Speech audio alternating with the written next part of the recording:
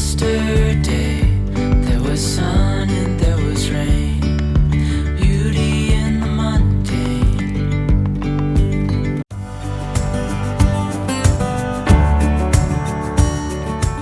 Hi everyone, welcome back to my channel. If you're new here, my name is Hannah Olson. I live in Minnesota with my husband and our 2 kids. We have a 3-year-old daughter named Sophie and an almost 1-year-old son named Soren. Actually, Soren will be 1 by the time you see this video, which is crazy to me. I'm really excited about today's video because it's something I'm passionate about, and that is education and also teaching kids how to read and write. That's just something I absolutely love. I'm a stay-at-home mom now, but before I had Sophie, so about 3 years ago, I was an elementary school teacher. I'm licensed to teach grades K through 6. We are currently homeschooling Sophie this school year. This is her first year of it because she just turned 3. She's doing the preschool level of the Sunlight curriculum, which is for ages 3 and 4. Besides the homeschool curriculum that we're using from the Sunlight brand, I'm pulling other activities and ideas to add to our homeschool time. Some of these activities I've found more recently, and some of them are from my years of teaching. And those are some things that I want to share with you today. Now, these aren't activities to teach your child how to perfectly write every letter. Right now, we're talking about building letter recognition. I basically don't require Sophie to know the letter perfectly. As a 3-year-old, my daughter has a lot of time before she truly needs to know how to form every letter perfectly, and developmentally we don't need to really get there yet. I just want her to be super familiar with letters as much as I can.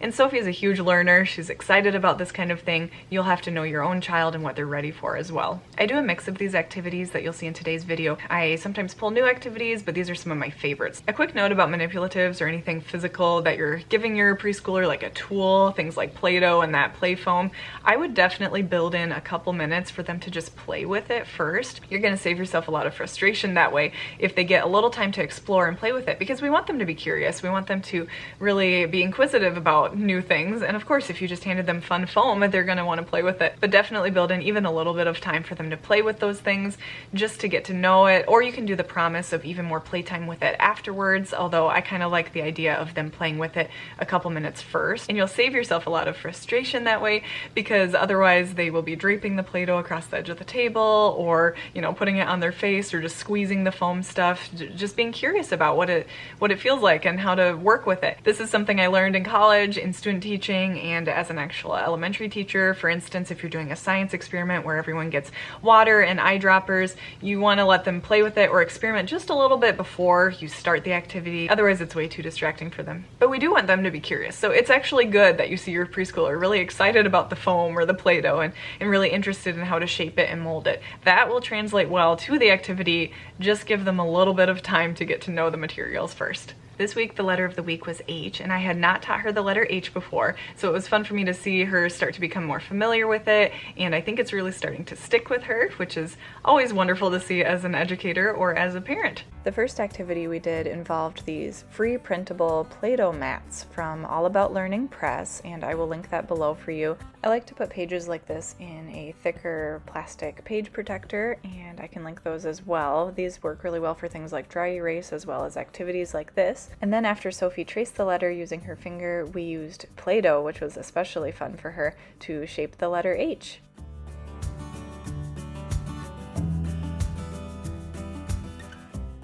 You'll probably start to notice this theme in today's video, but anytime you can involve your child's senses, especially if they can physically shape the letter using some sort of material, it really helps them to internalize and remember it better.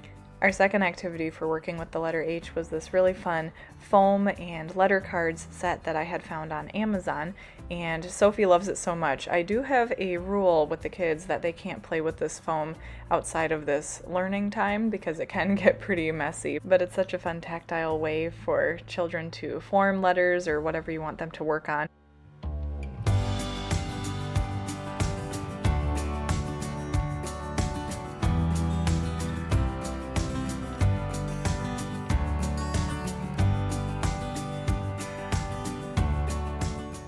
You could see her excitement here. She was really proud.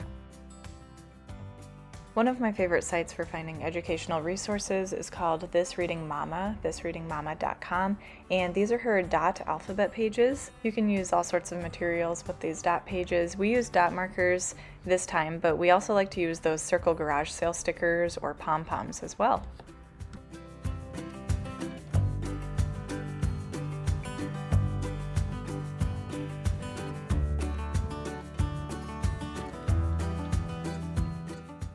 These are the dot markers we have, and I will link those below for you.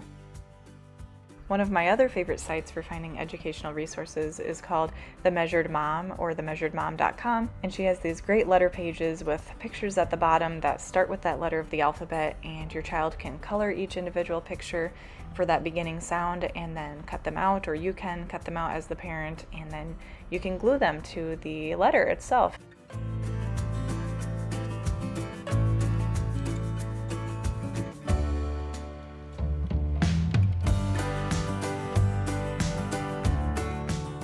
And then when we're done, we like to hang ours up on the fridge.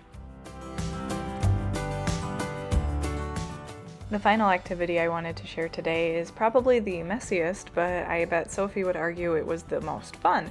So if you're willing to put up with a little bit of mess, which isn't too hard to clean up because it's not glitter, it's just flour, then I would suggest trying this activity out with your child. All you need is a pan or some sort of a shallow dish and some flour.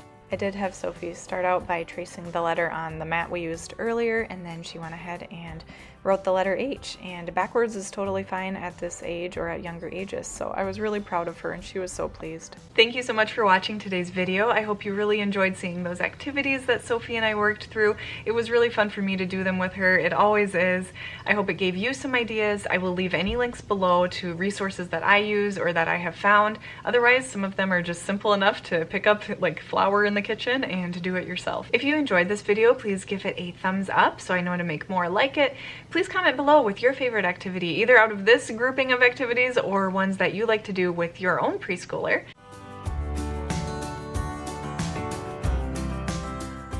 Please consider subscribing to my channel as well. That way you will get a notification when I have a new video come out. I do videos about not only homeschooling, but just our family life, day in the life stuff, and recipes because I love to cook. I hope you're having a great day wherever you're at, and I'll see you in my next one.